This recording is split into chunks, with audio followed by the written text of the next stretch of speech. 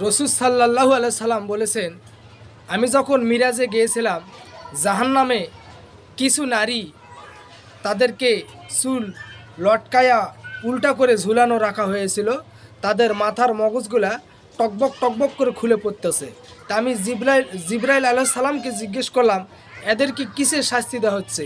তখন জিব্রাইল আলাইহিস সালাম বলছেন যে আপনার উম্মতের ভিতর কিছু নারী আছে, তারা মাথা চুল ঢাকতো না, মাথার চুল মানে বের করে বেড়াইতো এবং পরপুরুষকে দেখাইতো, এই জন্য তাদেরকে শাস্তি দেওয়া হচ্ছে। তে আসুন বন্ধুরা, আসুন বোনেরা, আপনারা যে ভয় করুন, কারণ আপনিও হইতে পারেন তার উম্মতের ভিতরে একজন, যারা মাথার চুল খুব মানে বের করে পরপুরুষকে দেখাচ্ছেন। আপনারাও হইতে পারেন এর ভিতরে। কারণ যেহেতু উম্মতের কথা বলছে, গায়েবীভাবে রসুল সাল্লাল্লাহু আলাইহি সাল্লামকে দেখানো হয়েছে এই আযাবটা। এখনও সাবধান হন, ভয় করুন আল্লাহকে।